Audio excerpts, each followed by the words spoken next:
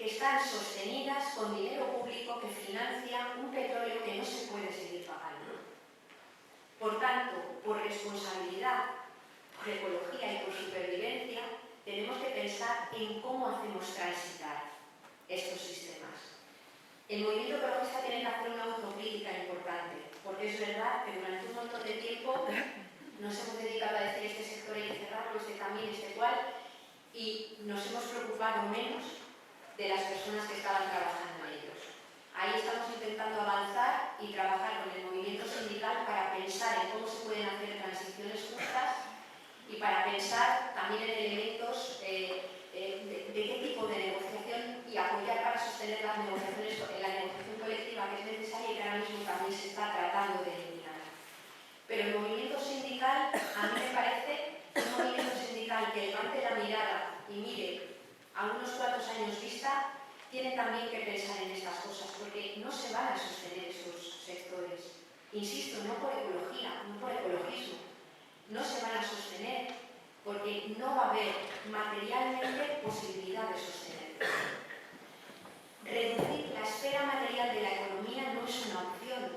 Lo imponen los límites físicos del planeta y ya lo están imponiendo montones de lugares. Miremos lo que ha pasado en Irak, donde han pasado de unos niveles de consumo energético de los más altos que había en el planeta a niveles que ya no se daban ni en la época medieval, de un plumazo y por la vía de la guerra. Si no asumimos que hay que reducir el tamaño de la esfera económica de una forma justa y planificada, el sistema lo va a hacer por la vía del ecofascismo. Es decir, por la vía de que cada vez menos personas accedan a los recursos que vayan quedando y se vayan generando mayor cantidad de excluidos ambientales. Ahora mismo la mayor parte están fuera de las fronteras de los estados ricos, pero cada vez está profundizándose esa dinámica también más dentro de nuestros países, ¿no? La clave está en articular políticas que de alguna manera asuman esa limitación de recursos. Las políticas van por la vía de la producción limpia y las mencionaba Ainara, yo no voy a entrar mucho en ellas, pero tienen que ser economías que sean básicamente solares. Cuando digo solares me refiero a todas las energías que derivan del sol, como son la eólica, la de las mareas, en fin, renovables limpias, energías limpias y renovables, una producción articulada en la cercanía, es decir, estimular la producción cercana y los circuitos cortos de comercialización, y ahí, por ejemplo, ya hay una práctica importante en el ámbito de la agroecología, que en los últimos años se ha desarrollado iniciativas que ya no se pueden denominar desde luego pequeñas, el cierre de ciclos, incorporación, por ejemplo, de los costes de reposición en los procesos productivos, una economía articulada en la diversidad y en las vocaciones de cada territorio, lo que cada territorio puede dar.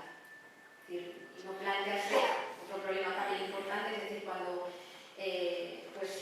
practicamos el monocultivo de los campos de golf en zonas semidesérticas, pues estamos haciendo un disparate, porque tampoco se la puede sostener. Es decir, hay un desequilibrio hídrico tan fuerte que además se va a agudizar con el tema del cambio climático que no se puede sostener. Es decir, modelos productivos como el que se desarrolló en toda la costa andaluza son un disparate. Toda la costa de Andalucía, todo el litoral, que ha sido literalmente plagado de chalés adosados y de cementos, con un tsunami de cemento que le ha caído encima en los últimos años, han dejado toda la costa plagada de casas que tienen un nivel de ocupación de 22 días al año. Todas las comunidades que apostaron por aquel modelo tienen hoy los niveles más altos de paro de todo el Estado. Y lo malo es que además eso, la única vuelta atrás que tienen es la dinámica, y mucho tiempo, porque otro proceso de reformulación o de restauración prácticamente no tiene. Entonces es algo de cemento que cae, ¿no? Una política de territorios, es decir, contamos con un conocimiento importante de la ordenación del territorio, contamos con un conocimiento importante de cómo articular el territorio para montar un modelo productivo diferente, basado en aquello que se pueda producir en cada lugar, y una política de tiempos. La noción de trabajo tiene que incorporar también todos aquellos trabajos que sostienen cotidianamente la vida y que no cuentan.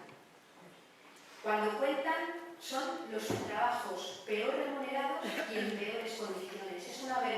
que un empleado de Repsol le paguen el viaje y las dietas cuando va a Bolivia, y a una boliviana que curra como empleada doméstica interna, de su salario mínimo interprofesional, que es lo que contempla el convenio que cobra, le detraigan legalmente hasta un 30 o un 35% en concepto de alojamiento y manutención. Es una vergüenza. En uno de los trabajos que son más imprescindibles. Si ordenáramos los trabajos de su grado desde los más imprescindibles para el bienestar de las personas a los menos, desde los menos impactantes para el medio ambiente a los más, y desde los menos remunerados a los más remunerados, nos encontraríamos que siguen el mismo nivel. Los trabajos más imprescindibles para el bienestar de las personas son los peor remunerados y además son los que menos impactan en el medio ambiente. Y justamente todo lo contrario. Es decir, un broker en bolsa que está contribuyendo con su trabajo a destruir medio planeta, probablemente esté súper bien remunerado y es un trabajo absolutamente imprescindible, o sea, prescindible desde el punto de vista del bienestar, ¿no? Es decir, que la política de tiempos a mí me parece que es otro elemento central. Y ahí me atrevo un poco a plantear que acompañando a la negociación colectiva y a las luchas por el salario y las condiciones laborales como elemento central de la lucha sindical, yo creo que hay que también tener en cuenta que en el metabolismo de los hogares no solamente entra el salario, sino que hay otro tipo de necesidades. Está la vivienda, está la sanidad, y yo creo que también esos elementos tienen que formar parte importante del trabajo sindical. Sé que hay algunas experiencias en esa línea, pero toda la otra parte del trabajo, la que no cuenta, la que no está contemplada en los indicadores económicos, pero que es trabajo, yo creo que tiene que estar incorporada al menos en el marco de reflexión. Con todas las políticas que se puedan articular de transición y de cambio de modelo productivo, hay un elemento central que trabajo siempre, el sindicalismo de clase, y que algún sindicalismo, yo creo que el sindicalismo vasco es un poco paradigmático y especial en esto. Yo hablo del sindicalismo que tenemos allí, ¿no? El sindicalismo mayoritario se le ha olvidado hablar de lucha de clases y se le ha olvidado hablar de distribución de la riqueza, se le ha olvidado hablar de solidaridad. Y un elemento central cuando hablamos de economías finitas, cuando hablamos de que la producción no puede crecer de forma ilimitada, es pensar que si hay recursos limitados y queremos sociedades justas, la distribución de la riqueza es un elemento central. Y por tanto, igual que se habla de rentas mínimas, podríamos hablar de rentas máximas. Podríamos hablar desde luego de una fiscalidad progresiva, más y mejores impuestos, pero tenemos que meterle mano al debate de la propiedad, que es un tabú. Y no hablo de la propiedad de la casa que habitas o del taller en el que trabajas, hablo de la propiedad. Muchas veces desde el decrecimiento se habla de la autosimplicidad voluntaria, y a mí me preocupa bastante porque, claro, hay mucha gente que no quiere voluntariamente ser simple. Y a esa gente hay que pensar en cómo quitárselo, por vías pacíficas, por vías políticas, pero el debate sobre la propiedad y el reparto radical de la riqueza para mí es un elemento central en la situación que tenemos ahora mismo, ¿no? Las soluciones al final, que bueno, no nos da tiempo a entrar así en cosas más concretas, ¿no? Pero insisto en que hay, desde el mundo de la autogestión se están haciendo cantidad de proyectos y cantidad de propuestas que ya no son tan pequeñas, que ya van adquiriendo unos volúmenes importantes. En lo macro también hay propuestas, estudios realizados. El año pasado se publicaron no sé cuántos estudios de cómo hacer cambiar y transitar el modelo de edificación insostenible hacia un modelo de rehabilitación, por ejemplo, energética de edificios, y se calculaban los puestos de trabajo que se podían generar. Existen trabajos en el ámbito del transporte, en el ámbito de la agricultura, es decir, hay propuesta elaborada, no es verdad que no haya alternativa. Lo que no tenemos es poder y capacidad política para imponer esos cambios. Vivimos, yo creo que un momento que podría decirse, metafóricamente o no tan metafóricamente quizás, que vivimos un momento en el que se ha dado un golpe de estado global. Los ecosistemas han sido condenados a trabajos forzosos al servicio, no del mantenimiento de la vida, sino de incrementar las tasas de ganancia del capital, y hemos visto cómo países como Grecia o como Italia, los presidentes de gobierno, que vamos, no es que fuera yo a defenderlos, pero vamos, es que a los italianos no les han dejado ni el privilegio de ser ellos mismos quien quitaran a Berlusconi. Y les han colocado a un señor que viene de Goldman Sachs sin pasar ni por la parte más ceremonial de la democracia. Eso es un golpe de Estado económico. Aquí, en los próximos meses, es muy fácil que vayamos a conocer un rescate a la griega.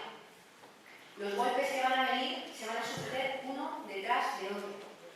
Y o articulamos un movimiento político amplio que sea capaz de plantar cara, que sea capaz de generar una desobediencia civil en condiciones, o lo que va a venir va a ser algo durísimo. No se va a resolver con la que está cayendo y con las dinámicas que tiene el sistema. No cabe pensar que el colapso venga a nuestra ayuda, y no parece que de momento la crisis se vaya a asumir ni con los criterios de un sindicalismo de clase, ni con los criterios de un feminismo anticapitalista, ni con los criterios de un ecologismo social. Eso hay que construirlo. Y por tanto, a mí me parece, y bueno, para mí es un privilegio primero haber tenido la posibilidad de hablar con estos temas con SK. Es un privilegio poder hacerlo ahora con vosotros y vosotras, porque sois pues, los dos primeros sindicatos con los que hemos tenido la opción de hablar de crecimiento y tener capacidad de dialogar. Así que yo con esto termino y muchísimas gracias.